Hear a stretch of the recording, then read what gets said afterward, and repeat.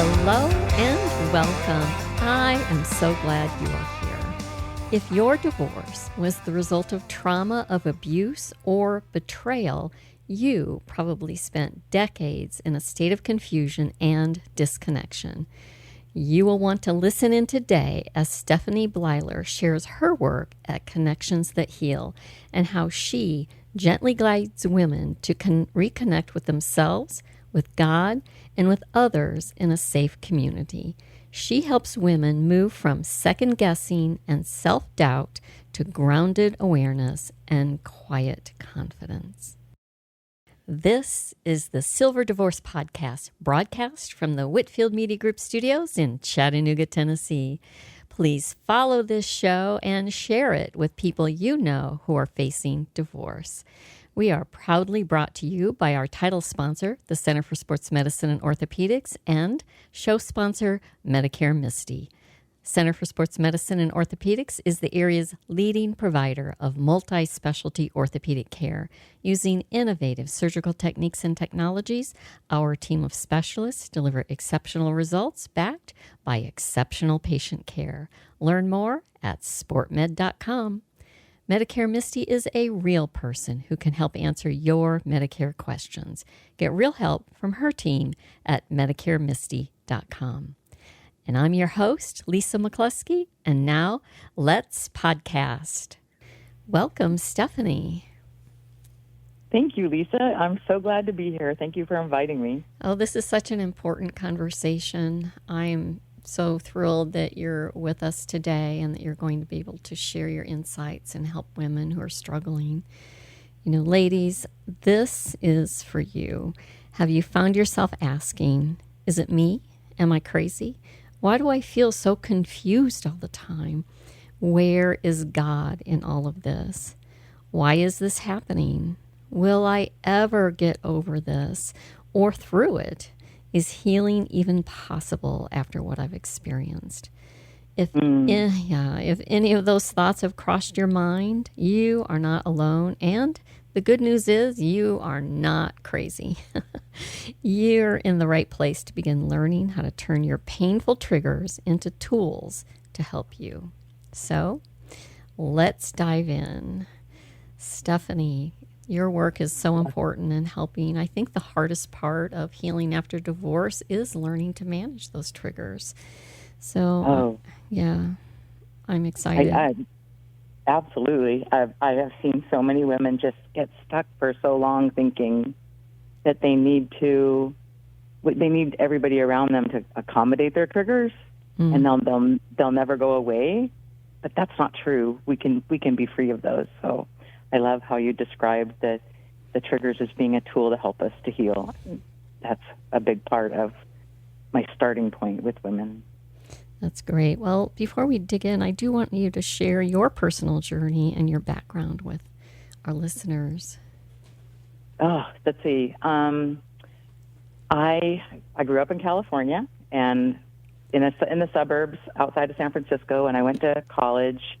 And then through ROTC, I went into the military and did some exciting things. And along the way, I learned about the very conservative teaching to push back against the culture of women leading and letting men lead, and women being in the home. And I love that idea. I do think that there's a lot of great merit to moms being able to be home with their kids. And I love the whole idea of homeschooling, and we did a lot of home-based things. But I met my husband in the military, and I got out, and he stayed in for a while and then got out. And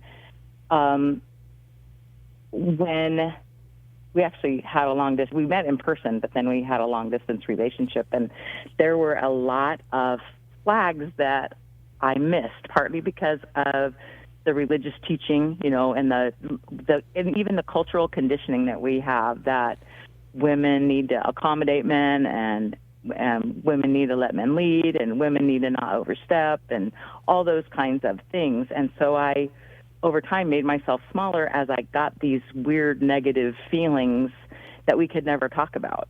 And even on my wedding day, I'd say there was kind of this weird shift And I thought it was just he had a lot of things on his mind and he was busy and all the things. Gave him all the benefit of the doubt for a really long time. We moved around a lot, had 6 kids. I homeschooled them, ran 2 homesteads in 2 different states. And then one day he came to me and he said he was struggling with some things. And it was, at the time I thought it was a confession, but what it really was sort of an emotional load dump. Like he was carrying the weight of his guilt and he didn't want to carry it anymore. So by telling me he didn't have to deal with it anymore, which I later learned was a hallmark of abuse. It's called the misassignment of responsibility. When they don't want to take on the responsibility for their emotions and they pass them on to their target. And I was the target. So anyway, as a result of that, I ended up in a meeting with some ladies. God just kind of opened this door. It was my first sky-opening miracle, I think, in the process of my healing journey and leaving. And I spent 4 days with some women who had husbands who struggled in a similar way as mine, and they shared stories, and they taught lessons, and they did exercises. And for the first time, this is at almost 25 years of marriage, that was the first time that I actually felt seen and heard. All during my marriage, I felt really kind of alone and displaced and disconnected, and all the things that you already described in your intro. That was perfect. It was like, yep, that was me. Yep, that was me. And as a result of that class, that was where I started realizing the importance. It was a retreat, the importance of connecting with others. And it was Christian focused, so the ladies there were all believers of lots of different stripes, which was beautiful. It was wonderful that we could all come together with this common issue that we had, and we're walking in and help each other. Some of them had been there for a long time, and many of us, about half of us, were probably new to the whole thing. And so we all kind of walked with each other for a while. And then I found some online communities to be a part of that emphasized the healing and growing and the awareness and reflecting on our own situations, and started to meet in person with some of the ladies I met online that lived in my state. We would meet once a month. And over the course of that, I took some classes and did some other things, and just came to realize that how important it is, how much we really need community, which I kind of already knew, but I never really experienced it in my walk.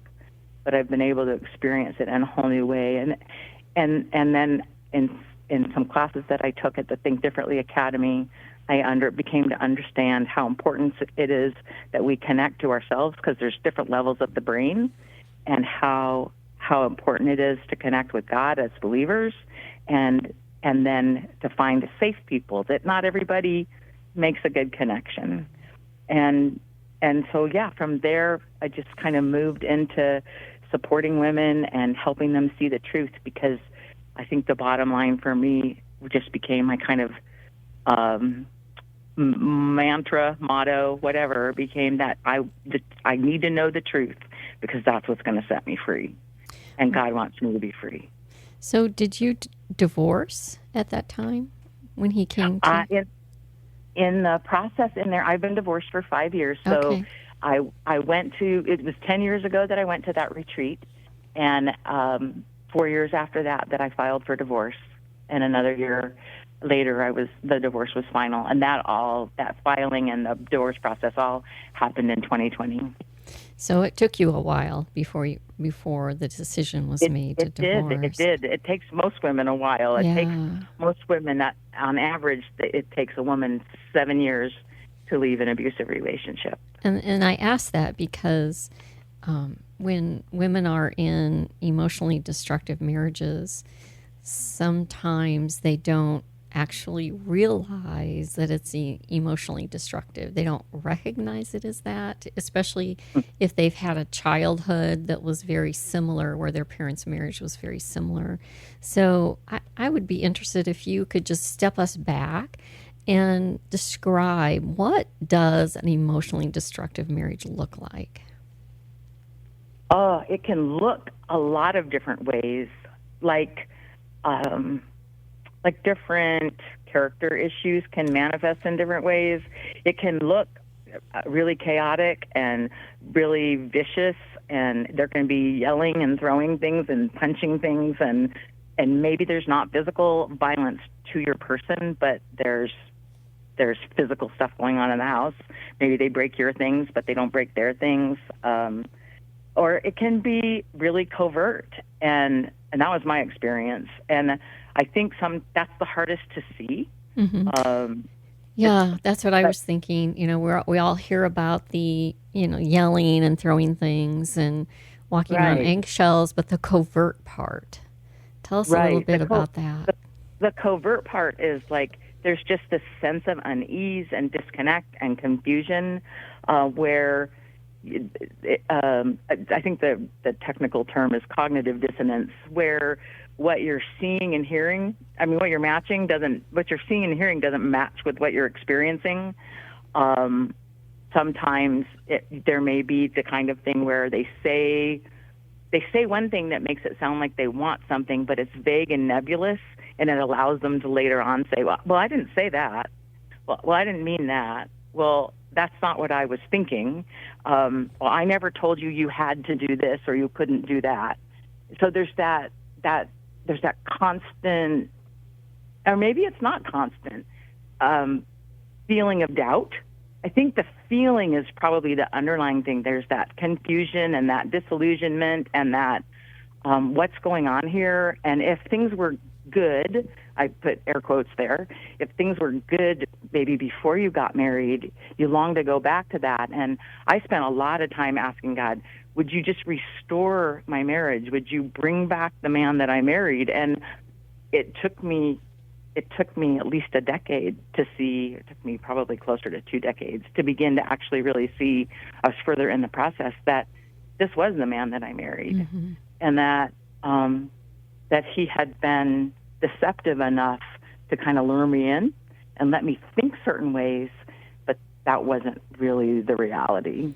I think that's an important word that you use, deceptive, because there's the deception in the courting that happens. But then, mm-hmm. As you talked about how they act during the marriage, where they leave things vague and open to interpretation, they're trying to be deceptive so that you feel like you're going crazy or you're getting it all wrong or there's something wrong with you. Yep, absolutely. Yeah, there's definitely that craziness feeling is one of them. And then I think for a lot of women, we go back to that conditioning that we're supposed to be accommodating and give the benefit of the doubt and all those things that mm-hmm. That we start looking at it from, well, what can I do differently? What do I need to change? How can I be sweeter, kinder, gentler, more submissive? How can I say things in a better way so that he hears what I'm really saying? Well, it doesn't really matter. You can't. Right. Spot on. Yeah, we think that we have to change so that they'll be better. Right. Yeah. Yeah. But we can't change them. And really in a lot of ways, it's what I've learned is we're not loving them when we're letting them to get away with treating us that way. That's what boundaries are for. Mm-hmm. As we can get to a place where we can set boundaries, and it's really hard when you've made yourself small, sometimes for decades. It's really hard to set a boundary and not feel like you are being the Wicked Witch of the West, right. Or maybe even the whole wide world. But it's working through that process and beginning to slowly set boundaries over time that we can walk in that allow us to see the truth. And initially a lot of women will say, but I did that and it didn't work. And then I ask the question, well, what were you expecting it to do? Well, I was hoping he was going to change. But what happens with boundaries is they help expose our reality. If a person is like not intentionally being abusive or destructive, then they're going to say, oh, wow, I didn't realize I was doing that. I'm sorry. And they'll start to adjust themselves. But a lot of people will get angry, and they'll retaliate and they'll put out consequences, and the situation may escalate. And we need to be prepared to figure out what we're going to do to stay safe. if that happens. So do you think part of it too is that when somebody's not used to setting boundaries, they do it, but it's not consistent, so they become ambiguous? It's definitely a skill to learn. Boundary setting is definitely a skill to learn. And it's really important to remember that boundaries are not rules for the other person. Boundaries are our fence, are kind of guidelines. It's like who am I and who am I not, and what will I allow and what will I not allow, and what will I do and what will I not do. And when somebody violates our boundary, we don't say, hey, you can't do that to me. We do something to like remove ourselves from them. They no longer get the kind of access that they were getting to us. We limit that or remove it altogether if we need to for our safety. And that is really hard to do. Oh, absolutely. So you stayed... Not impossible. Not impossible, but hard. Because it's out of character. We're having to adjust what our normal character is to do that. Right, yeah. So we may have kind of had that level of feistiness before we got married and been beaten down in the relationship that we were in. Yeah, absolutely. Beaten down is a good word to describe it.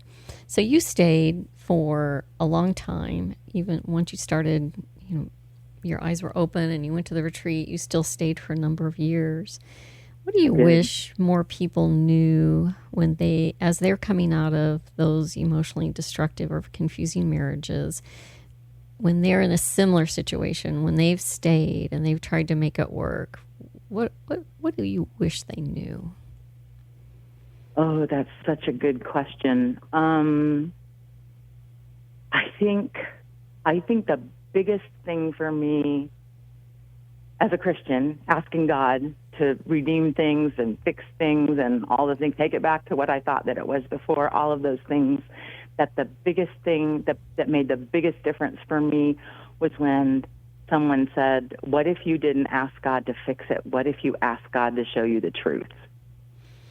That is, that is so powerful. And actually, that's what I was thinking. We see that all the time where women will pray for God to fix their marriage. And right. Well, we've been told that God's will for us is to have a long marriage and have kids that follow God and do all these things. But what if He has a different plan for us? Yeah, right. He may. I mean, I think he wants us to be safe and he wants us to be free. He didn't die so that we would rot in a marriage that doesn't represent him in the church. He died so that we could be connected to him. And I think a core belief that I didn't embrace at the time that has helped me since I've seen it help other women is that Jesus didn't come and die for a marriage or a couple. He came and died for the individuals in the marriage. That's true. And each one has value. And my views have shifted a whole lot. I've done a lot of that 2015 retreat was kind of the beginning. I didn't realize it at the time. It was the beginning of my deconstruction, reconstruction journey, which has taken all kinds of twists and turns over the last decade, but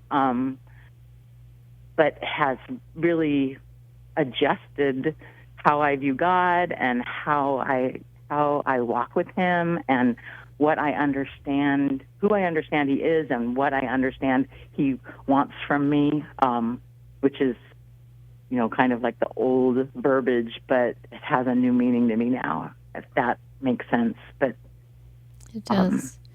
And I want to come back and touch on that. But first I want to ask you, you mentioned that women stay for about 7 years. What have you seen is the tipping point or the impetus for them to say, I've had enough? Oh, I think it boils down to believing their reality. I think that's when they're able to leave. And sometimes that will mean he's done something violent to her or to one or more of their kids, or some sort of truth comes out about an affair, or some sort of realization about, whoa, this is who that person really is. It's it's some sort of revelation that opens their eyes to see the truth and shows them the reality that they're in, so they can just say, oh, wow, I don't have to do this anymore. So I think for some women, the hardest thing is when it's like something that seems to be so instantaneous happens that they weren't ready to see. But it still comes down to, I think, seeing the truth of their situation. Yeah, which is the long lead time. It can be. I'm being I'm being nurtured towards seeing the truth, and then there's that one moment, the revelation of where it all becomes crystal clear. And it's easy to get hard on ourselves and think, oh, I should have seen this sooner. What's wrong with me? Why didn't I do that? And outsiders will do that. There's a shame that comes kind of from the outside of why did you stay so long? But the thing to remember is that God leaves us gently. He's not going to shove us out into something. And for some of us, it takes a while for him to help us see what we weren't seeing before. Because now, from the angle that I'm at now, the place I am now, I can look back and say, oh, wow, God was nudging me way back there. And I didn't look at that in the way then that I look at it now. But if I had that perspective back then I would have changed. But I didn't. And if God had changed my viewpoint like instantaneously and showed me all of that truth all at once, it might have killed me. It would have been overwhelming. At a minimum, at a minimum, it would have been overwhelming, but it could have laid me flat. Absolutely. That's why God leads us gently. Yeah. He doesn't give us more than we can handle at one time. So I want to talk about, I want to go back to the faith and spiritual beliefs and how they can become tangled in those types of relationships. And it becomes harmful when we're tangled up with, well, I have to stay because of the vows and the Bible. But how do women begin to untangle those threads without walking away from their faith? They don't have to abandon their faith. How can they begin to do that? I think when we, it's such an important topic, because I do see a lot of women walk away from their faith. And then on the flip side of that, I see a lot of women, and I would put myself in this category, who are afraid of losing their faith, and things change significantly and their faith doesn't look like it used to. It's better, but they lose their religion. And so what do you mean by that? Yeah, no, what do you mean by that? Unpack that for me. Well, I think religion is different than faith.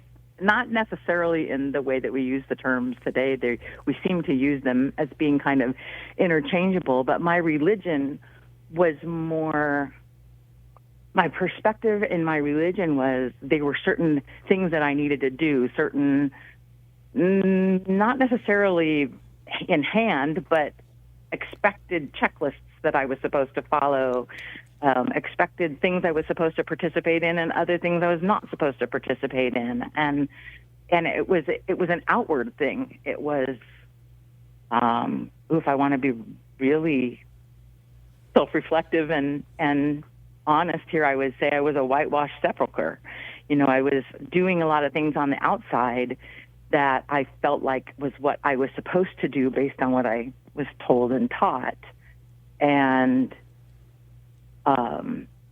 but the inside part, the faith part, is it's like a quiet thing. It's a connection with God. It's a deep knowing. The scripture says you will know the truth, and the truth will make you free. And religion says that means, it doesn't say it out loud. We don't put words to this usually, but religion will say, you will study all of the words and know the right things to do and say and all the yada, yada, yada, and that will set you free, whatever free is. But what God is saying in the scriptures is, when Jesus meant in the scriptures was, you will know, deep knowing, like deep down inside in the core of your being, it will be a core belief of you. You will know how deeply I love you and how proud I am of you and how much I delight in you, like maybe we feel about our grandchildren. And you will experience that in a way that will change your life, and you will never be the same.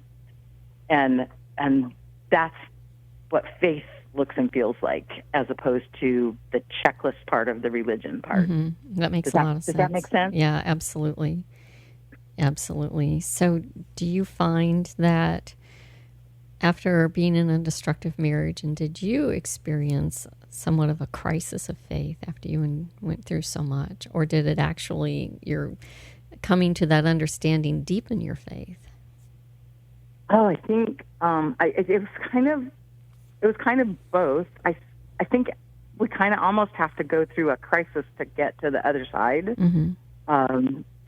with regards to our faith and with our marriage and family situations and things. And so, yeah, it was just a process that, for me, I wasn't as aware of it as I was walking through it, but I can see it more clearly now looking back.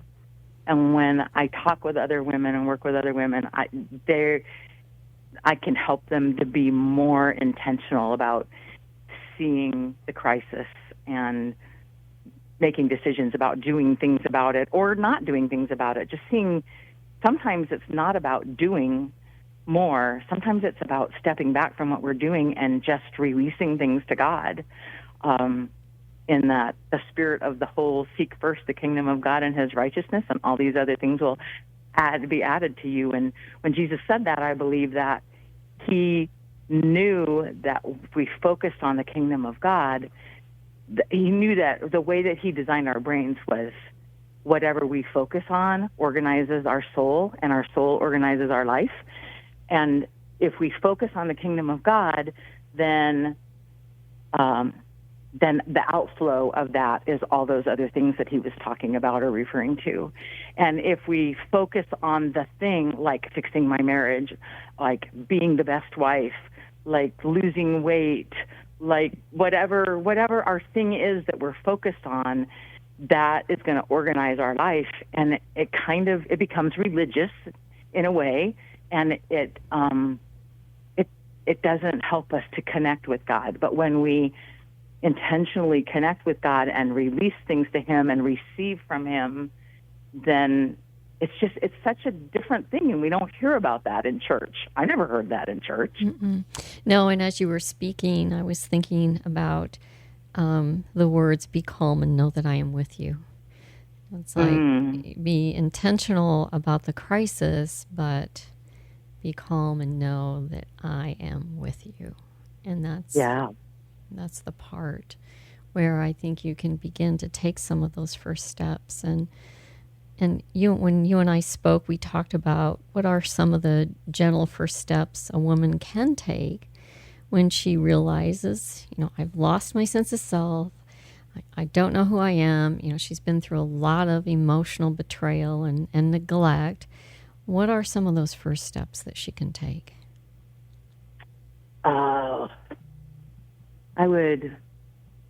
I think in my trigger recovery guide, we talked about triggers a little earlier. I talk about, it's a free resource that I offer as a gift on my website. And I talk about walking through the steps of turning your triggers from sources of pain to tools for healing. And the process is actually really simple. I mean, really similar. Sorry, wrong word. And the first thing is to get grounded, because when we're in survival mode, we're living in the lower part of our brain, and we're not able to make clear decisions. We're not really even able to connect to ourselves. But when we can ground, when we can just slow our body down, and what we're doing when we're grounding, what we want to do is prove to our body, let our body prove to our brain that we're safe. We're not in immediate danger. We're not going to be. We're not in danger of being not alive soon, and then our brain can kind of open up, and in there we can connect with ourselves, and we can sense and experience our emotions.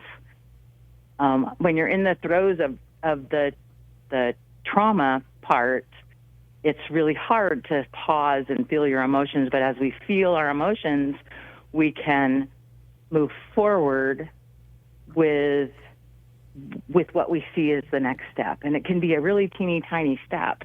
And I want to just clarify for a minute, too, that trauma isn't the bad thing that happened to us.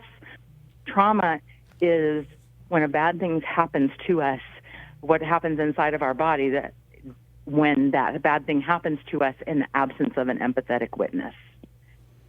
So one of the seemingly hardest, because of the way that our culture works, I think, in part, and not our lack of understanding right now, although it's getting a lot better, is that we experience shame from ourselves and from others. And when we can get into a place where we have safe people, or even one safe person, or a safe person can be us, we can learn to be our safe person, and we can invite God in to be our empathetic witness. And when we experience that empathetic witness, it's like this, something opens up inside of us that we can begin to heal because we had that little bit of validation.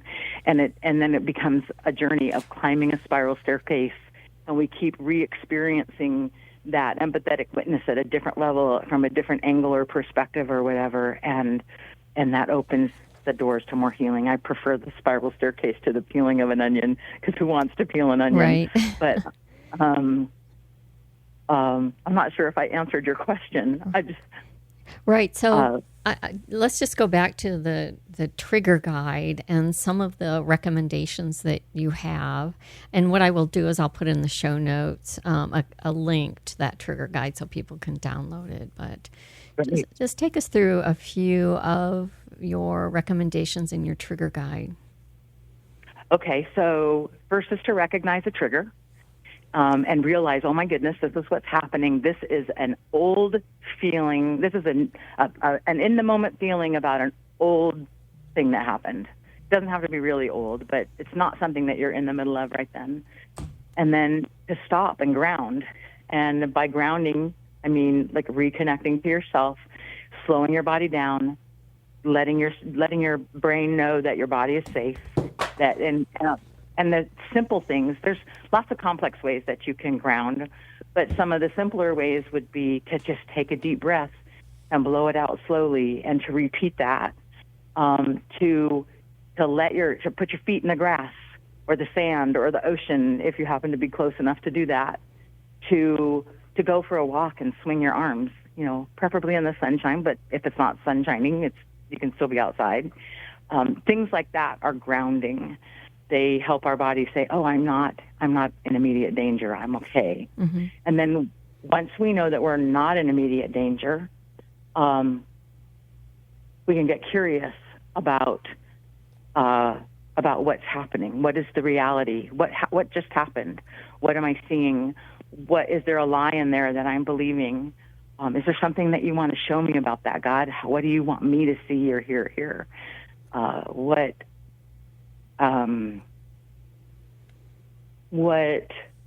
is the truth that replaces the lie that I'm believing here? And over time, this is a process that happens over time. I have a story that I like to tell about going for a walk around a lake with some friends, and one of them had recently been visiting family who had bears in their neighborhood.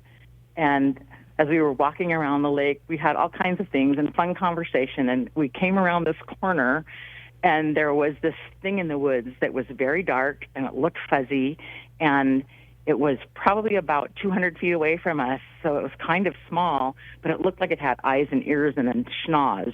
And we all stopped and looked at it, and we were like, oh my goodness gracious, is that a bear? Because of course bears were fresh on our mind, because my friend had been in a neighborhood where she had seen bears, and there had been reports of bears. And that bear was a trigger to that recollection of her experience recently. So we stopped, and we breathed, and we looked, and we verified that, okay, that's not a bear. We're pretty sure that's not a bear. And as we walked further around the lake, we could see from a different angle that it wasn't a bear at all. It was a burnt-out, funny-looking tree stump. And so as we continued, we came across another similar thing that looked like a bear, but we knew we were able to, because we had already done our work with that previous bear slash trigger, when we came upon the second bear, we were able to identify it sooner and process it more quickly. And that's the value of processing our triggers is we're not going to get it perfect, kind of like you were talking about with the boundaries earlier. We're not going to get it perfect.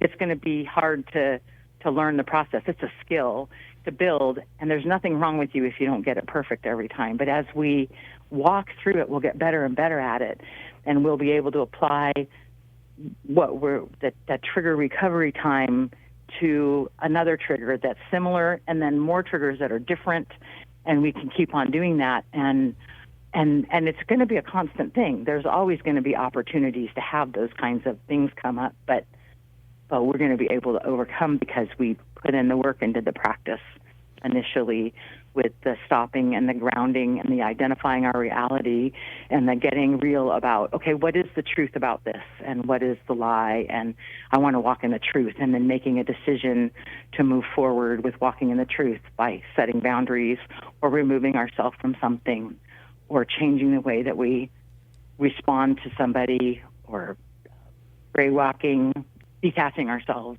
those kinds of things. Got an injury that just can't wait? There's no need to delay your care. Center for Sports Medicine and Orthopedics is excited to announce that our Urgent Ortho Walk-In Clinic is now available on Saturdays at the Gun Barrel Road location. Open from 8 to noon, we're here to treat sprains, strains, fractures, and more. No appointment needed. So skip the long ER wait and get specialized orthopedic care fast. Visit us this Saturday at Center for Sports Medicine and Orthopedics Urgent Ortho. We're the center for expert care right when you need it. Learn more at sportmed.com.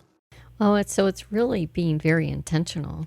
When you've been in an abusive relationship, you may have been very accustomed or trained to be reactionary. And so this is really a complete shift in how you're going to approach those triggers by being intentional to recognize them, by grounding, and then being curious enough to really check your reality and say, what is the truth about this? And that means be intentional about taking the time to do that. Don't just perhaps you might be tempted to just call up a girlfriend and start ranting about something that's going on, but it really internalizes it, is what I'm hearing you say. You're going to take that in and internalize it and be very intentional about working through it. I like the way that you express that. I think that's really important. And I think it also points to the fact that we need safe people that we can call and say, hey, this thing happened, and I had all these feelings, and I'm processing them, and I'm kind of having a hard time focusing. Can you walk with me through this? Mm-hmm. And your friend, who also knows how to process triggers and can be an empathetic witness, can validate you without judgment and help you walk through the process and ask questions, and you can hear yourself say them out loud, and you experience that whole affirming, connecting thing, and you start to trust yourself more, and you learn other things to apply later on down the road too. But yeah, I love that you point out what a different perspective it is to focus on those things intentionally and work through them. That's what therapists and coaches mean when they say doing the hard work. It's not the only way to do the hard work, but it's a good example of doing the hard work of sitting in it, feeling it, processing it, and not just reacting to it. Yeah, and the interesting thing about it is you're doing this for your relationship, but that can extend to other areas of your life as well. That can extend to your professional life. You know, things that are going on at work. If that is the process you're used to doing, you've normalized it for yourself. If something crazy is happening at work, you kind of, if you go through that same process, things might be, you might see things from a different perspective in your workplace. Yeah. Oh, absolutely. And in relationships and in just day-to-day interactions with people. And I think too, going through that process and working through that helps us to have a measure of compassion with without putting ourselves at risk and putting ourselves in a situation when people don't know how to do those things or have experienced some sort of trauma but didn't have an empathetic witness either, and it kind of spills or bleeds or vomits all over the people around them.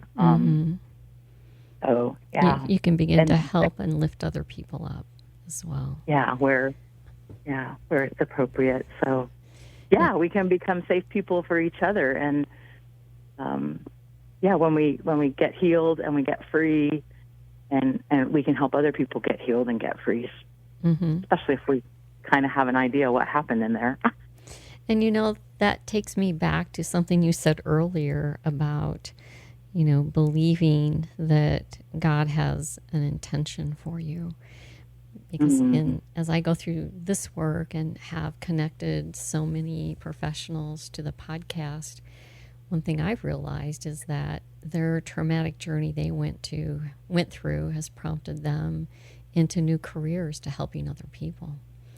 So, yeah, I see that. I see that a lot. Yeah. So it is about, there is a plan. Be calm and know that I am with you. Yeah. So I want to talk about women who've gone through the traumatic relationship. A lot of times, they've been trained to think that they do need a man to take care of them, and they're not capable. They've been told over and over, maybe they're stupid or they can't do anything right. As you go through this journey of discovering your triggers and working through, the grounding, the reality, and being comfortable in your faith, how much time do you think a woman should invest in that before she embarks on a new relationship? That's an interesting question. And I'm not sure that the answer is an amount of time, because we're all different in how we heal and how long it takes to heal. And a dating relationship is a connection. And sometimes we can practice our boundaries and experience validation and stuff in those kinds of relationships that are healing. I have lots of friends and several women that I've worked with who have experienced that. So I would say that probably the more important thing than the time is to be content being by yourself, enjoy your own company, love yourself, and have take care of yourself and know that you're a valuable person all by yourself, and then be pretty solid. Not like nobody's ever going to be perfect with boundaries, but be pretty solid in your ability to create boundaries and enforce them for yourself. That you have these things that you will and won't put up with, and when they happen, you leave, even if there's an emotional connection and it's sad and hard, and you're going to have to walk through those emotions again and process your truth and do all those intentional things that you did before. So I would say if you enjoy your own company and you're confident in yourself, comfortable to be by yourself, and you have good boundaries and the ability to walk in them, then that's fair game if you're interested in doing that. A lot of women get to that place and they're like, you know what? I don't need that. Right. I'm good. I always joke, I raised one man, I'm not going to raise another. Right. But you never know. You never know what God's plan is. But no, you don't. I think the most important thing is just don't forget how you developed your process to manage your triggers and keep that in place. It just seems like such a valuable tool for no matter what's going on in your life. Right. And the other benefit from learning to process your triggers is that your hackles will still come up sometimes from time to time when you're with somebody or in an unsafe situation or something, and your body, you may do the grounding and your body may be saying, yeah, no, I'm not buying it. I'm not, right. I'm not feeling the safety thing here. Then take that deeper. Okay, what's happening here? Is this an old trigger that I'm having some issues working through, or is this a new and fresh trauma? Is this a new situation that I need to figure out? And then the issue becomes get safe. Yes. So we can take what we learned with our triggers and still apply it to that. It's a different application, but the skills are still really important. Yes, the skill is there. That's the important part. Right. So that is, and I find that managing triggers is just an ongoing process because you never know when something is going to trigger you, whether it be an old memory or a person who asks something. And you find yourself, even though you think you're past it, you find yourself thrown back into that cycle again. Yeah. And it gives us a chance for some deeper healing and connection, or some greater awareness that kind of becomes a part of our story, so that when we can share our story, it may become somebody else's roadmap to their healing and freedom. And that's a real privilege. I mean, this was not where I dreamed to be at this stage in my life, for sure. But if I hadn't gone through all of the things that I've gone through, I wouldn't know that this even exists. And there would be all these women out there that I could share with that I wouldn't be able to share with. I wouldn't acknowledge. I wouldn't know what to say to them if they came to me. And so, as much as I would prefer, I would never wish this on anybody. But if we go through this and we can just give it over to God and let Him take it and make the most of it and use it so that maybe others don't have to experience it for at least for as long as we did. Right.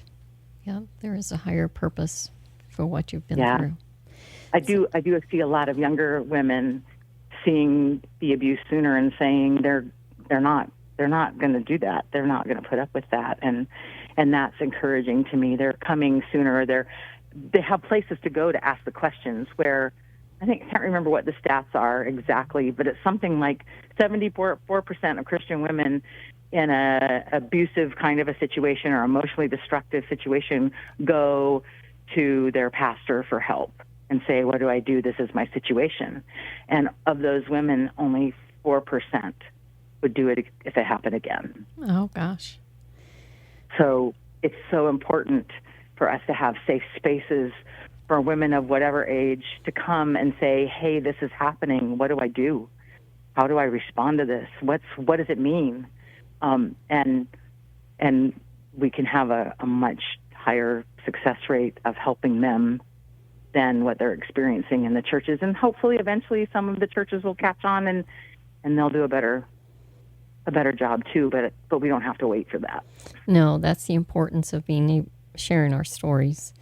And as you said, they do become a roadmap for someone else's journey. So, and I think that's good news that perhaps because we're sharing stories, younger women are recognizing it sooner. It's not hidden in the dark, which I love. Yeah. So I know you've worked with a lot of women over the years. In thinking back to those that you've worked with, is there a person whose story particularly moved you?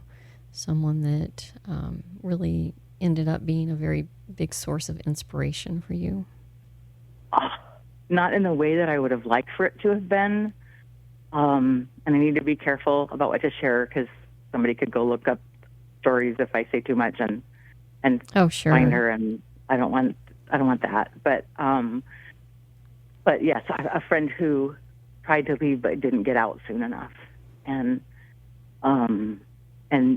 because of her situation, she's my motivation to, on the days that it's really hard or I don't feel like my brain is working or my body is cooperating, then I'm like, I'm doing it anyway because I don't want there to be other women that have to endure what she's enduring and what her kids are having to endure. And so not quite in the positive, inspirational way that I would like for it to be, but that's just sort of the one that God keeps putting on my heart, that she wasn't just somebody that I worked with, she was a friend. And we were working on some collaborations and stuff. And even though we had actually never met in person, she was very dear to me. And now she's in a coma. Oh, God. And anyway, yeah. That will definitely keep you motivated to keep doing the important work that you're doing. And I will say, here in our area, we have had a number of incidents where it is estranged spouses, divorced, where the woman has been killed recently. So it's important to keep raising the awareness. Yeah. I've seen stats that talk about how the suicide rate and the homicide rate for women dropped significantly when no-fault divorce became available. And obviously it hasn't gone away, no. but I can't imagine how bad it would be if we didn't have that option. Because especially with the covert abuse, it's not illegal here. Coercive control and all of those quiet, undermining things, none of that is illegal. The only thing that's actually illegal is physical abuse. So the legal definition of abuse is physical. But we can't prove that in court, and there's nothing to justify anything. But with the no-fault divorce, we can just go through the process and get out. And I want to add that safety is so important. And I don't want to say this to scare anybody either way, but it's important to be aware that when you have started to figure things out and are thinking about leaving to when you leave, and even some of the period of time after you leave, that's the most dangerous part to you, most dangerous time period. And it's really important to have community, to process things, to be able to make clear decisions, and to get a safety plan together so that you decide ahead of time what you're going to do when certain things happen and where you're going to go. You have somebody whose house you can get to, or a hotel you can go to, or the way to the police department, or whatever you need, that if something escalates, you know how you're going to handle it, because things can get out of hand in a hurry, like you were saying, with these cases where these women are being killed in the area around you. Right. So, yeah, be very careful and make your plan. And as you mentioned, make sure you have somebody who's an empathetic witness who is aware of your story and what's happening, so they can, be there if you need their assistance. Yeah. And again, it doesn't have to be a scary thing. It doesn't mean that it won't feel scary, because we're going to feel the feelings, we're human, and God gave us those feelings for a reason. Right. And we can lean into those feelings, but still make good decisions, still have a plan. We don't have to be caught off guard by them when they happen. The riskiest time for a woman in a situation where there's abuse, even emotionally, even if they've never gotten physical, it's still risky. It's still a risk, because you're shifting something that they think, maybe there's this mentality, this entitlement, that they think that they own us, and they don't want anybody else to have access to us. And so the best way to prevent that is to not let us get away. And if they have to stop us permanently, then there are men out there who are doing that. And you mentioned before that that seems to be happening more frequently in your area, that it's really important, as you're thinking about leaving, realizing the truth, setting boundaries and doing those things, that the situation can escalate more quickly than you think it might. And it's important to be prepared with that with a safety plan. And that's one of the important things of community, is not just to share the preparing a safety plan, which you can also get help with at your local DV shelter or the National DV hotline, but also just to have people in your corner that you can call on the phone and say, hey, this happened, and it scared me, and I need help processing it. Like we talked about earlier, we're not processing a trigger, we're processing a real current thing, and make good decisions about leaving, and translate the situation well, because that's like the biggest thing that, like we talked about earlier, is when we don't see what's happening for what it really is, we get stuck, and we get more and more stuck, and we adapt ourselves to feel safe in that somehow. But that gets really dangerous when you're towards the end and in the zone where scary things often happen, where that's the highest risk period, is the time of leaving. Again, not to scare anybody, but to be prudent and wise. Just be mindful. Yeah. Okay. All right. That's very important information. Well, I'm going to shift gears and ask you a couple of personal questions. So what book is on your bedside table? This is one of those questions. I used to have piles of books on my bedside table and felt the obligation to read them, and most of them were about being a good wife or a good mom or about homeschooling or homesteading. And I don't do that anymore. That's just been a change thing that I've made, and I do read books that I have the opportunity to come up, and I love the audiobooks. My brain processes audiobooks better now than actually physically reading books. And if I come across a really good one, sometimes I'll get the hard copy and highlight it. I don't usually read in bed, but I did it in the spirit of the whole good books thing. I recently finished reading a book called, and I think it's just important to know that sometimes we got to do things differently after trauma. And that's okay. That doesn't mean there's anything wrong with us.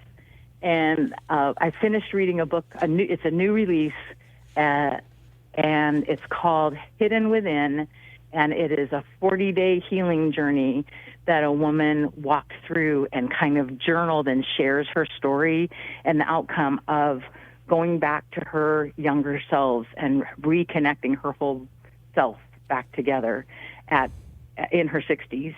And it's such a beautiful healing story. And it was funny because a group of us were talking about the book, and several women in the group said, I couldn't put it down. I had to just sit down and read it all in one sitting. And I was like, I had to put it down so that I could feel the things and process it and experience what I needed to experience from it. And so both of those are good. Both of those things are good. If you want to sit down and swallow a book whole in a weekend, do it. Okay. If your capacity lets you do that, do it. And if it doesn't, it's okay. All right. I'm going to have to look that one up then. It sounds very compelling. So who is or what is inspiring you today? What is inspiring me today? Wow. I don't know. When I was thinking it was who, my immediate thought was all the women that I have known for the last 10 years or so, that I get to see all the ways that they've grown and changed and gotten freer and become more of themselves and love Jesus and that are pursuing other things, and even the new people that I'm meeting in different contexts who are also pursuing growth and healing and connection. I think that just that whole connection thing is, and the opportunity for it is so, every time I experience it, it inspires me to want more of it and to be able to share more of it with women so they can experience it too. Oh, that's wonderful. Thank you. Well, Stephanie, this has been a delightful conversation, very important conversation, and I'm going to put your trigger guide in the show notes. But I want you to share with our listeners how they can get in touch with you, how they can find you, your website or your social media. I'm re-ramping up my Instagram is connections.heal. It's connections.that.heal on Instagram. And I'm putting together some new things lately that I want to kind of reorient how I'm handling stuff over there. And I'm excited about that and engaging there. So that's a great place to engage. And if you get my Trigger Recovery Guide, you'll get my twice a month, every other week emails, and you can somebody can always hit reply and respond to those if they want to connect. And I'm getting some stuff together to offer connection opportunities that I'm really excited about. So if they sign up for the Trigger Recovery Guide and get the emails, they'll get the information on that too. Wonderful. And your website? My website is stephanieblyler.com. All right. And I will put all of that in the show notes as well, so everybody can find you very easily. I really appreciate you taking time today. This is such an important conversation. I am so grateful that you invited me. Thank you. And thank you for seeing and saying that it's important, and for providing this safe place to talk about what we need to talk about in the situations that we find ourselves in as older, and in a situation where we may need a divorce. Absolutely. Please join me on the next episode of the Silver Divorce Podcast. I also ask you to do me a favor and please follow this show and share it with people you know who are going through divorce. I'd love to hear from you at silverdivorcepodcast@gmail.com. This podcast is brought to you by our title sponsor, the Center for Sports Medicine and Orthopedics, and show sponsor, Medicare Misty. Center for Sports Medicine and Orthopedics is the area's leading provider of multi-specialty orthopedic care. Using innovative surgical techniques and technologies, our team of specialists deliver exceptional results backed by exceptional patient care. Learn more at sportmed.com. Medicare Misty is a real person who can help answer your Medicare questions. Get real help from her team at medicaremisty.com. Whether you are considering divorce or maybe you're newly in the divorce process, we'll help you on your journey and tell you things your attorney might not tell you. Until next time, remember, divorce, it's just one event. It does not define who you are. I'm Lisa, and I'll see you next time.